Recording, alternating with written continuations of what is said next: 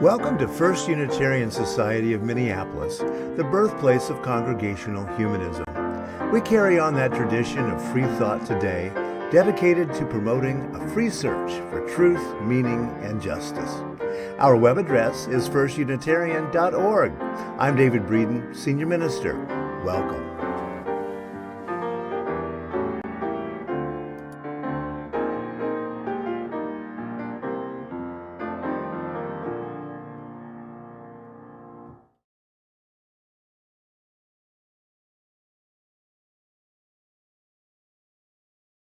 To the multi-platform assembly of the First Unitarian Society of Minneapolis. Whether this is your first Sunday or whether you've been part of FUS for decades, whether you are with us in person or electronically, we are very glad to have you here as part of our gathered community. Those watching online are invited to use the chat function during assembly, and those here in person are welcome to join us after assembly outdoors on the Mount Curve side of the building for conversation and today's special guest, freshly baked bread. We'd like to extend a special welcome to any newcomers in our building this morning. After assembly, we hope you will please take a moment to introduce yourself to me or any of our hospitality volunteers. We'd be grateful to meet you and to answer any questions you may have about this wonderful Unitarian Universalist humanist community. And everyone should remember to check out firstunitarian.org for ways to get involved here at FUS. As you probably know, we are continuing to wear masks while we're indoors together, the exception being those of us who are speaking in the front so that we are able to be heard by the microphones and by our online viewers. And we are really grateful to everyone for their cooperation as we strive to create a safe and inclusive environment for all, especially among the rapidly changing pandemic conditions. We also want to thank everyone who has been doing the heavy lifting of keeping us connected in person and online. From the greeters to the tech team to our board of trustees, FUS is powered by volunteers. If you'd like to contribute your time and talents, you can get in touch with me or watch for opportunities coming up in the next month as we start planning for fall. And today marks the first time in nearly 2 years that our all-volunteer seasonal celebrations team is presenting a Sunday assembly. At this time, yes, that is a good idea. Let's do that. They work hard. At this time of great concern for our planet, when the very air we breathe is a reminder of the challenges we face, it is good to gather this morning to celebrate and be reminded of the abundance that the earth still provides us. We are so grateful to be together. Come, let us gather in community. We will now light our chalice, and our chalice lighter today is Lisa Green.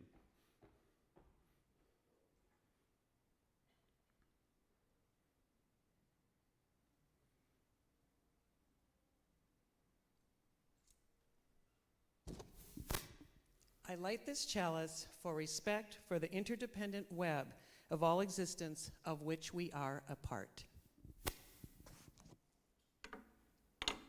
Thank you, Lisa. Now, if you could please join me in the words for our congregational covenant. There they are. Love is the spirit of this place, and service its law. This is our great covenant, to dwell together in peace, to seek the truth in love, and to help one another. Thank you all.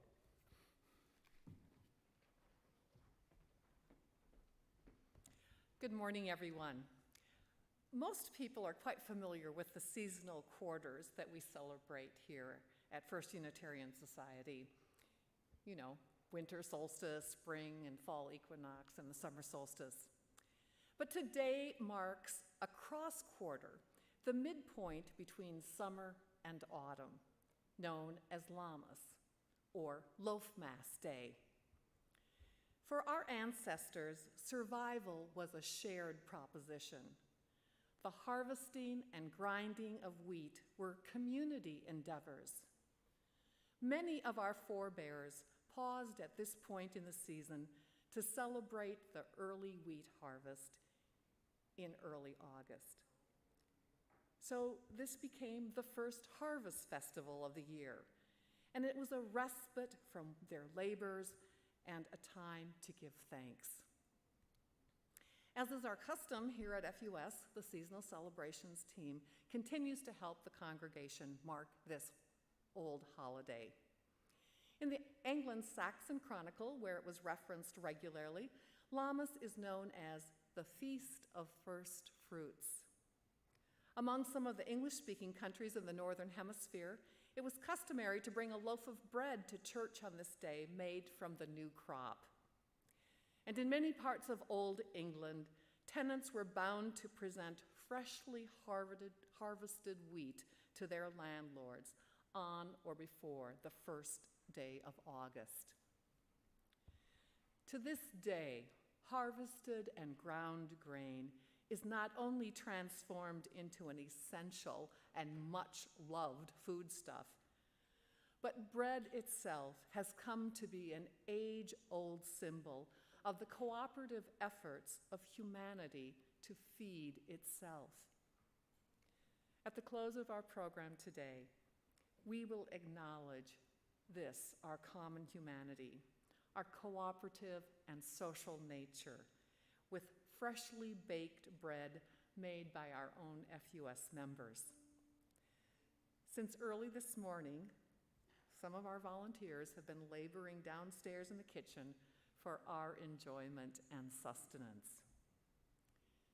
It is with gratitude, then, for the fruits of the earth and the labors of many, we come together today to celebrate the season's harvest.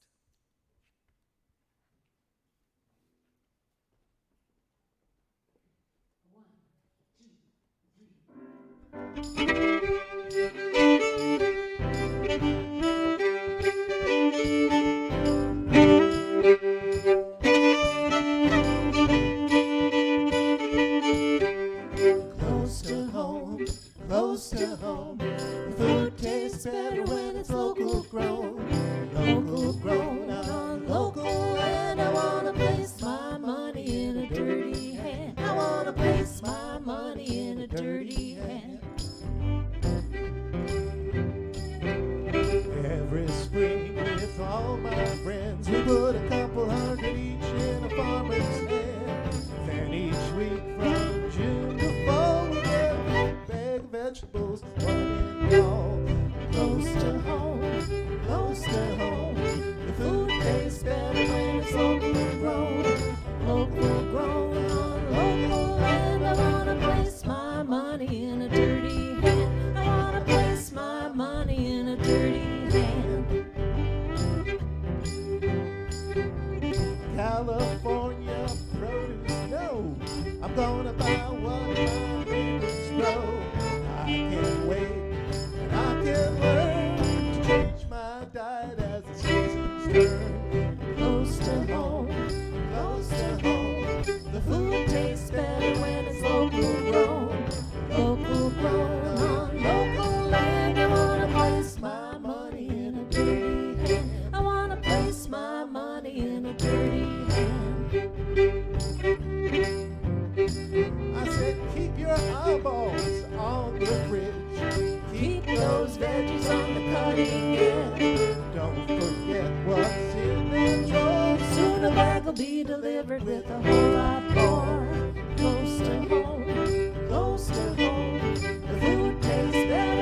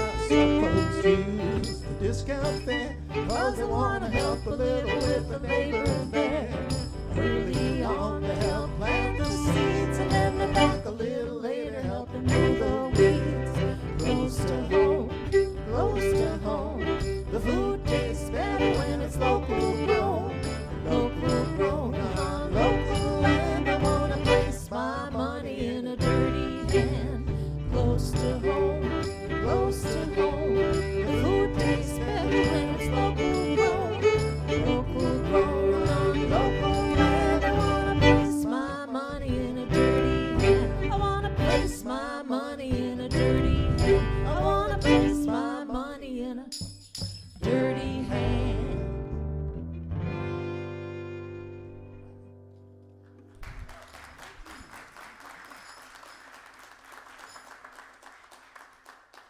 Since our founding in 1881, members and friends' support of First Unitarian Society has been essential for our ongoing mission. Our Sunday assemblies, community celebrations, cultural enrichment, and work in social justice come to you with the hard work of our dedicated staff and volunteers. Your contributions will help assure the continuing work of First Unitarian Society. Give now at PayPal, the Give Plus app, or firstunitarian.org/donate. Thank you.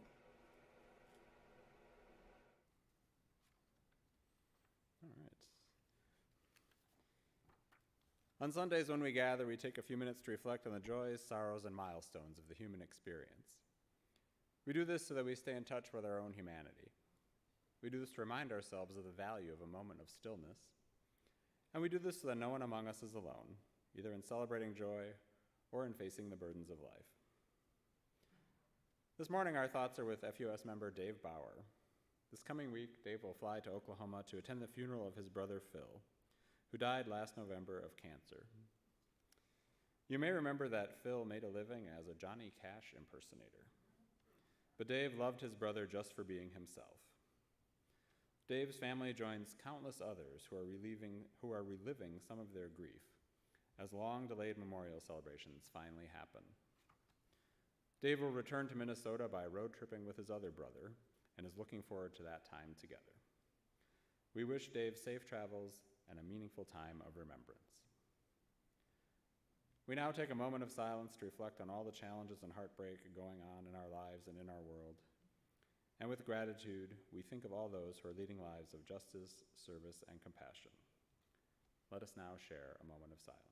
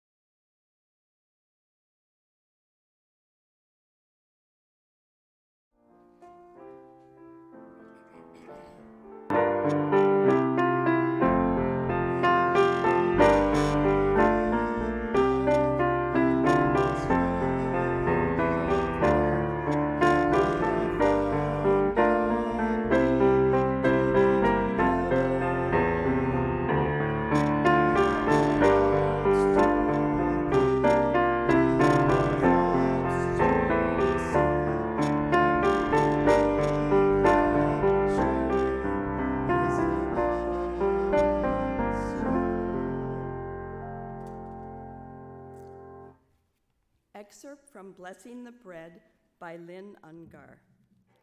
Surely the earth is heavy with this rhythm, the stretch and pull of bread, the folding in and folding in across the palms, as if the lines of my hands could chart a map across the dough, mold flour and water into the cross-hatchings of my life. I do not believe in palmistry, but I study my hands for promises when no one is around. I do not believe in magic, but I probe the dough for signs of life, willing it to rise, to take shape, to feed me. I do not believe in palmistry, in magic, but something happens in kneading dough or massaging flesh.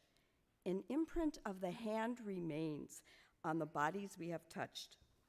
This is the lifeline, the etched path from hand to grain to earth, the transmutation of the elements through touch, marking the miracles on which we unwillingly depend.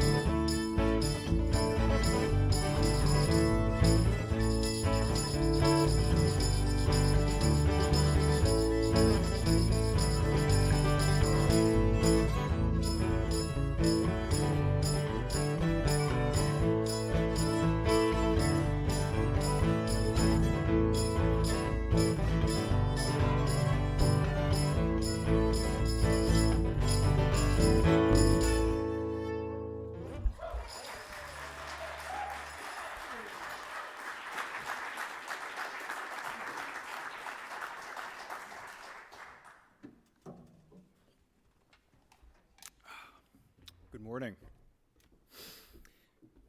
I'll give them a second to get off this one.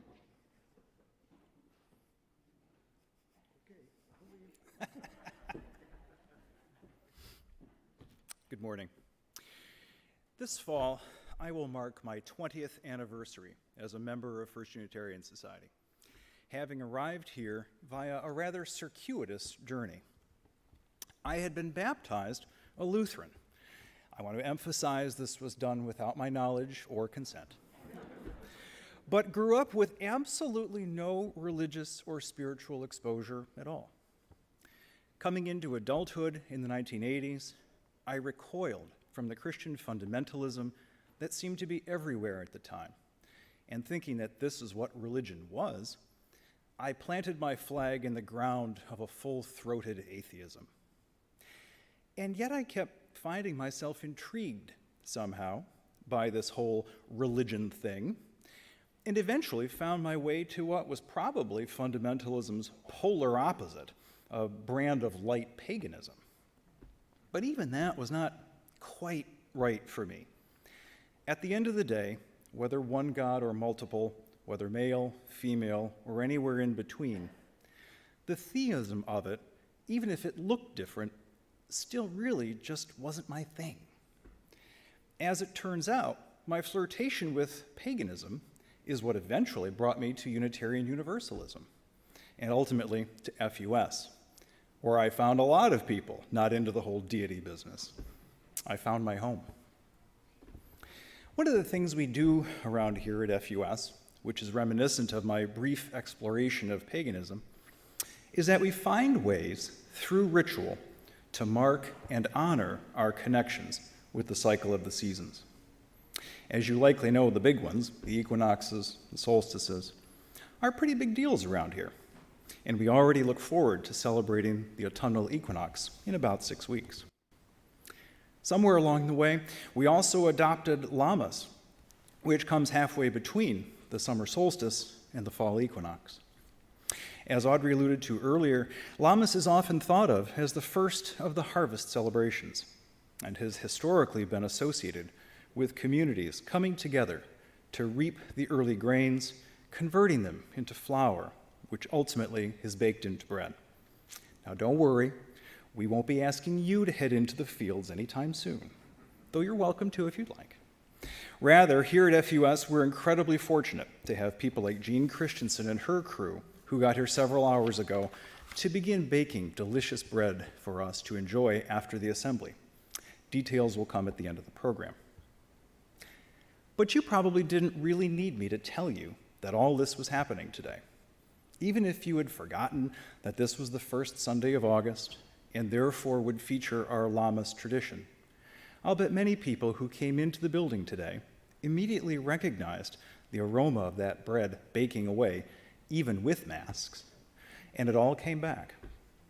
Smells definitely have a way of doing that, and the smell of baking bread is one of the most widely recognized and widely loved scents around. According to a 2017 study by University College Dublin, or UCD, in conjunction with Ireland's National Bread Week, which, right? I mean, is that a celebration we can get into or not? 89% of research participants said the smell of baking bread made them happy, and 63% specified that it brought back happy memories. According to the mouth-watering website nationalbreadweek.ie, a survey of 1,000 people, which accompanied the scientific review and focus groups conducted by UCD, showed that the most popular favorite memory evoked by the smell of bread involved the word mother or mum at 29%. 1 in 5 memories mentioned the term childhood, and 16% featured the word home. Grandparents also featured heavily, with 16% of memories including them. But what creates that delightful smell of bread baking, which has the power to conjure such memories? In the end, it will depend on the exact ingredients one puts into the dough. But according to the website compoundchem.com, there's unsurprisingly a bit of variance in the compounds found in the crust and in the crumb. These include the aptly named compounds maltol and isomaltol, of course, both created as a result of the caramelization of sugars in the bread. They impart a sweetness to the aroma of the bread. Oh, but wait. The most important aroma compound in the crust of wheat bread is 2-acetyl-1-pyrroline, as you know, commonly known as 2-AP. This compound is formed during Maillard reactions, and imparts a roasted, cracker-like aroma. A similar compound, 2-acetyl-tetrahydropyridine, do you know how much practice that took? Is also found in the crust and formed in a similar manner. Now, if you're like me, your eyes have already glazed over, and you just want it to end. I totally empathize. All of this sounds a lot like chemistry, which I refused to study because, after all, I was liberal arts. Suffice it to say, the website goes on quite a bit longer in that vein, and I'll spare you all of that, noting only that it goes without saying that compoundchem.com is plainly not as delicious a URL as nationalbreadweek.ie, and my guess is far fewer people look forward to celebrating compound chemistry. Regardless of what exactly creates that enticing aroma, we have these positive associations with it, and it seems there may be more. An experiment in France, reported by healthguidance.org, suggests that the smell of baking bread may actually influence our actions. According to the website, in this experiment, volunteers from the University of Southern Brittany staked out 2 stores. One was a clothes boutique, one was a bakery. Half of the volunteers were actors who created situations that the other half of the volunteers, waiting across the street, observed and documented. The actors waited for passing shoppers and, pretending to look in their purses or pockets for something, dropped an item, like a glove or a scarf, and pretended not to notice as they walked away. The watchers across the street then recorded whether the passing shoppers went out of their way to help the person who dropped the items, or just ignored the event and walked on. These experiments were repeated over 400 times, and the findings were rather interesting. When the events took place outside the clothing store, only 52% of the passing strangers stopped to help. But when they took place outside the bakery, an area filled with the aroma of fresh bread being baked, 77% of the passing strangers stopped to help the person, either calling their attention to the dropped items or picking them up themselves and running after the stranger to return them. The researchers concluded that there was something about the effect of the smell of baking bread that was not just subjectively pleasant, but that triggered more positive, helpful, kind, and more altruistic behavior in people on an objective level. Here, too, the French researchers suggested that the reason behind this phenomenon might be the associations people make between the smell of baking bread and the memories of childhood. By now, you've probably noted that pieces of this talk have been derived, sometimes rather liberally, from various websites. As I conducted my research for today's program, I used predictable search terms like bread, bake, aroma, and so on. Eventually, I added one additional word, evoke, and ran the search again. I was fairly surprised to see that virtually the same exact list of sites came up, telling me that this evocative power of the aroma of bread baking was a recurring and powerful theme in the writing on the subject. Allow me for a moment to indulge my inner David Breeden and observe that the word evoke is ultimately traceable to the Latin word evocare, which, according to the website, you knew it was coming, etymonline.com, means to call out, rouse, to summon. Now, to be clear, Merriam-Webster.com distinguishes between evoke and invoke by noting that one might invoke something external, such as a law. For example, some of us might recently have found ourselves contemplating whether to invoke the 25th Amendment, just as a random example. But evoke means something different. As Merriam-Webster suggests, you are likely to evoke something such as memories, emotions, sympathy, and associations. In other words, the things evoked are more likely to be internal. These are called forth from within us. I think for me, the smell of bread baking sends the message that the dough was entirely homemade, which here today is absolutely true, and thus free from the sorts of artificial ingredients one might expect to find in bread merely plucked off the shelf at one's grocery store. For example, if you wanted to go buy a loaf of Wonder Bread, celebrating its 100th anniversary this year, probably on the same shelf, no, and looked at the list of ingredients, in addition to the enriched flour, water, salt, and yeast one might expect to find in the bread, you would find such exciting and mysterious substances as dough conditioners, which contain one or more of the following: sodium stearoyl lactylate, calcium stearoyl lactylate, monoglycerides, mono and diglycerides, distilled monoglycerides, calcium peroxide, calcium iodate, datum. Now, DATEM, this is an acronym. They either don't have the courage or the space to tell you that this means diacetyl tartaric acid ester of mono and diglycerides. Wait, hang on.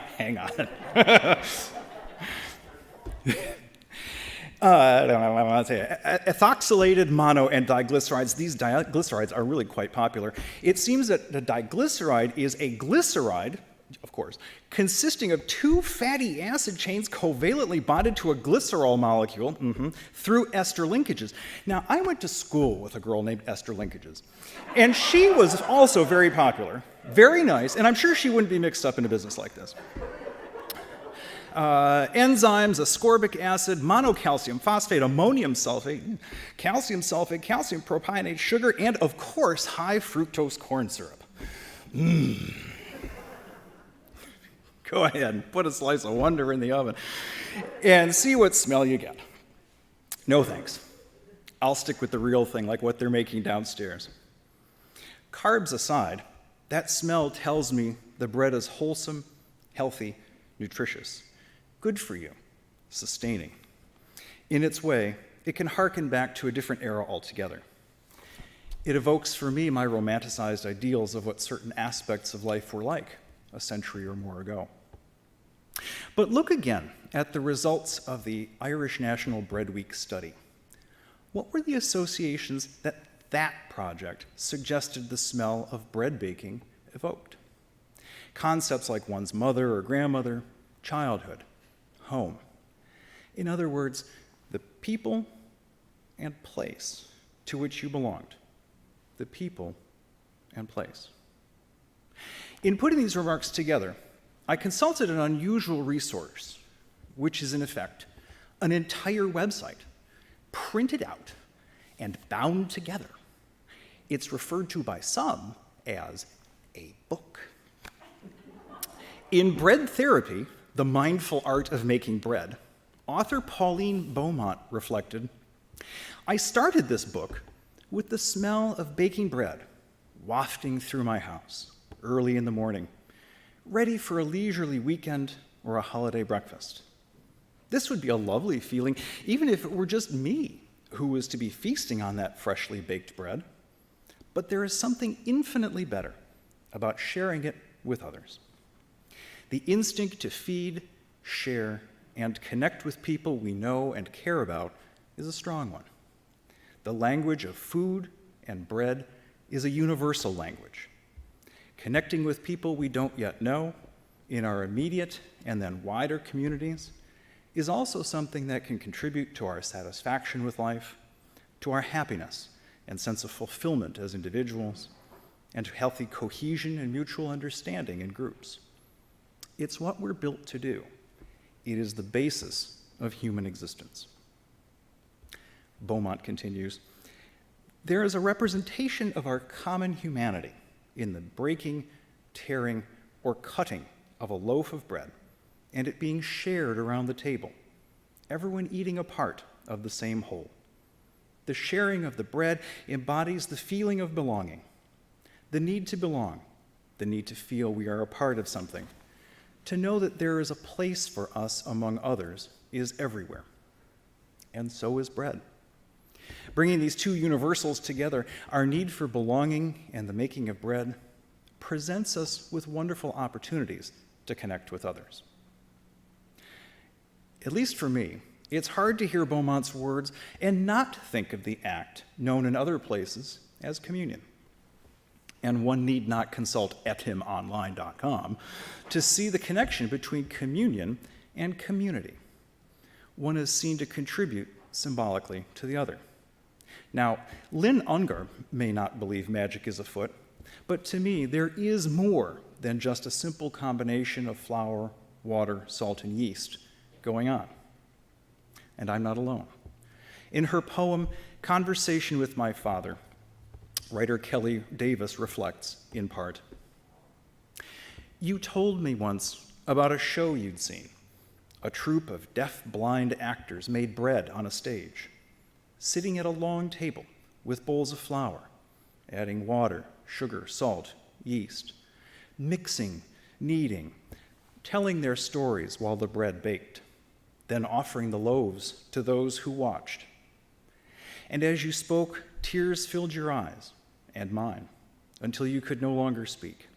We thought of those actors in their dark, silent world, feeding the audience with something more than bread." There is, or at least can be, a magic, something which, like the smell of baking bread, we cannot see or touch or point to when we gather here the first Sunday of August to enjoy bread baked by our friends in this building, if we approach it as embodying something greater, such as the community we build here. Like the aroma of the loaves browning right now downstairs, which might evoke varying emotions, what does being a part of FUS evoke for you? What does this place call forth from within you? What does FUS summon you to do or to be? Does it make us more positive, helpful, kind, and altruistic? Does it contribute to our satisfaction with life, to our happiness, and our sense of fulfillment?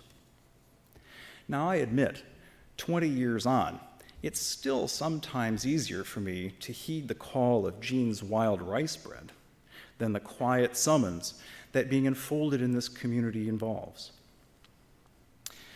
But even so, when it comes to all that stuff about whether being here contributes to satisfaction, happiness, and such, my answer is a full-throated yes.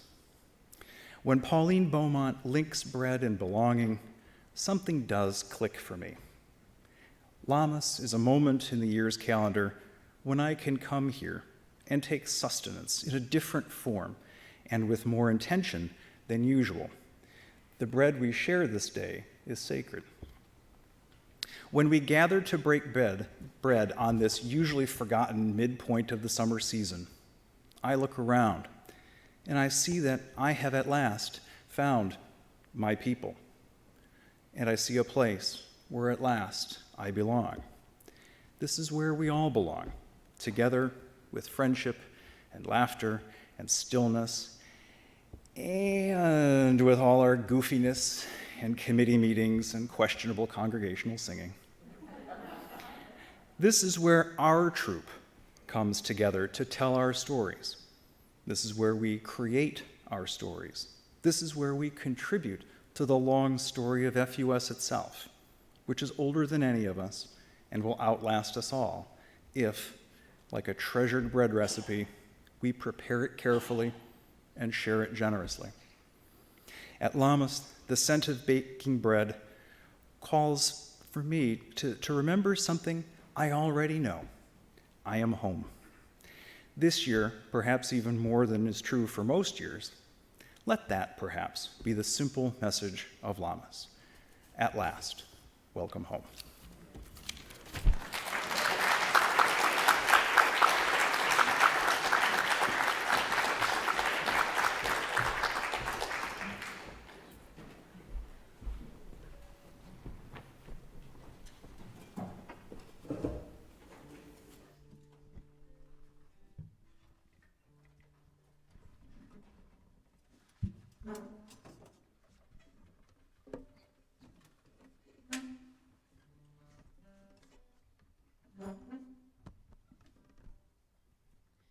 One, two, three, four.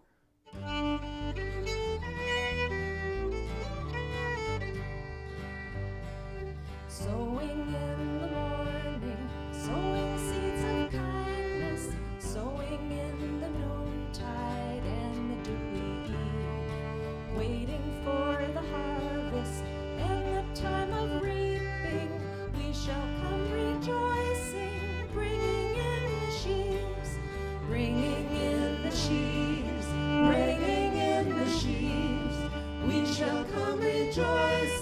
bringing in the sheaves, bringing in the sheaves, bringing in the sheaves.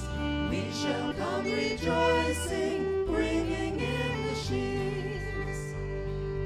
Cycle of the seasons playing out around us. Summer sun is ripening fruit beneath the leaves, sharing in the bounty of the early harvest. We shall come rejoicing, bringing in the sheaves, bringing in the sheaves, bringing in the sheaves.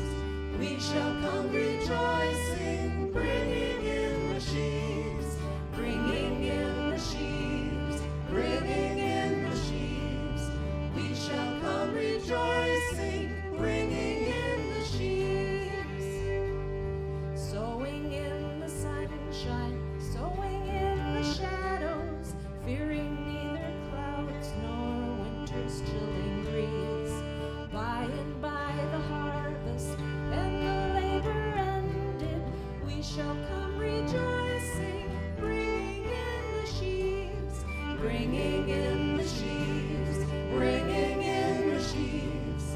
We shall come rejoicing, bringing in the sheaves, bringing in the sheaves, bringing in the sheaves. We shall come rejoicing, bringing in the sheaves. We shall come rejoicing, bringing in the sheaves.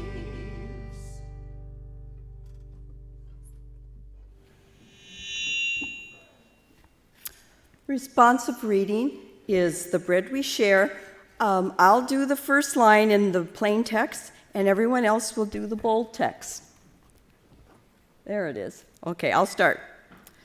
The bread we share this day is sacred. The friendship we share this day is sacred.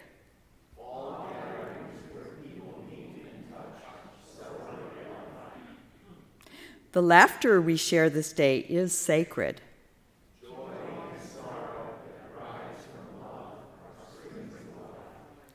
The stillness we share this day is sacred.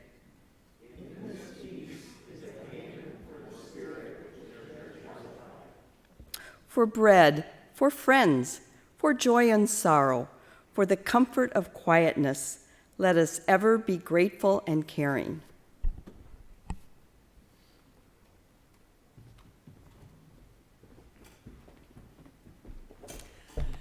All right, now, in a few minutes, we'll all be eating some bread and sharing the bread baked by our volunteers this morning, Joe Lazur, Shelley Schreffler, and Jean Christensen.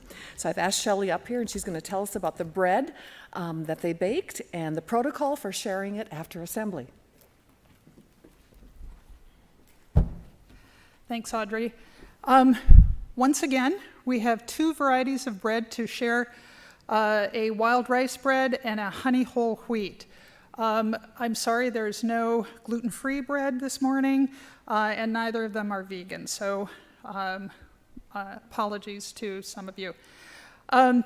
When we go outside, just head outside and there'll be tables set up with both types of bread sliced, some with butter, some without butter, and there's plenty. So if you'd like to try both, please do. We will also have a few loaves for sale, both varieties, for $6 a piece. So those of you who want to take some home, please grab a loaf. Bread is an age-old symbol of the cooperative efforts of humanity to feed itself. Historically, harvesting and grinding the grain, then making bread in village ovens has been a community effort. At Lammas, we continue the tradition of celebrating the first harvest and reflecting on its significance in our lives. When we come together in community to share the bounty of the earth, we reinforce our connections to one another. May the bread we share feed our bodies and our spirits. And may all who hunger find nourishment in the generosity of others. Thanks again to all who helped make the bread this morning and serve it now to us.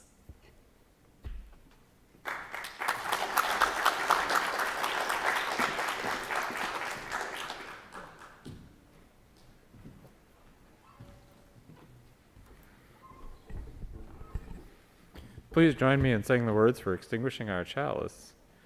We extinguish this flame, but not the light of truth, the warmth of community, or the fire of commitment.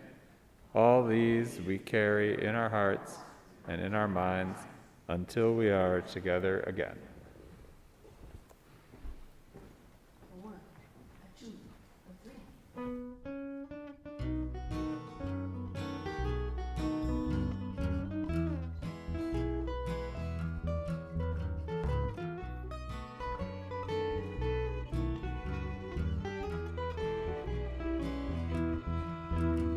There's nothing in the world that I like better than making me a sandwich with a homegrown tomato. I'm up in the morning, out in the garden. Pick me a ripe one, don't get a hard one. You plant 'em in spring, you need 'em all summer. Wintertime without 'em is a culinary bummer. Forget all about the sweating and the digging. Each time you go and pick you a big one. Homegrown tomatoes, homegrown tomatoes. What would life be without homegrown tomatoes?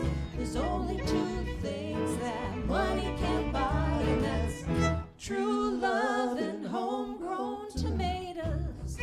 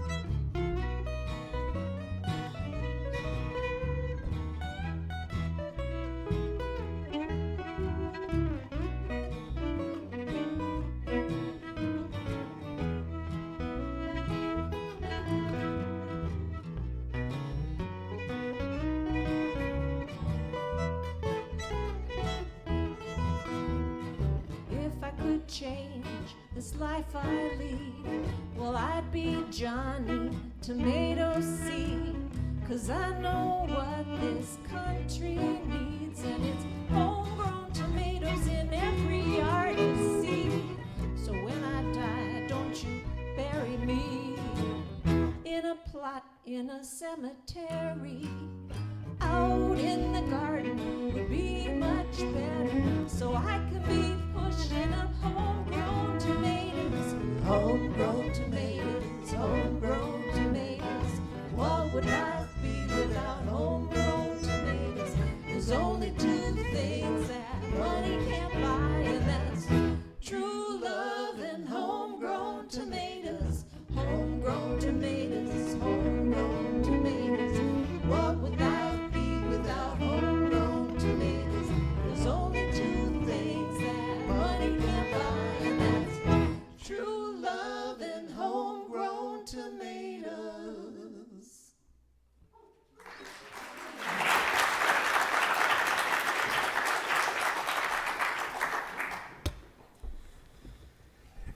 If I could just tell you how often that song is an earworm in my life. I love it. As we conclude the indoor portion of our Lammas celebration, our closing words are from the Unitarian Universalist writer Martha Kirby Capo. Into our world we entrust our spirits. May the strength we have gained in this communal hour sustain us as we resume the work that is at hand. Thank you, and we will see you outside on the lawn for bread and conversation.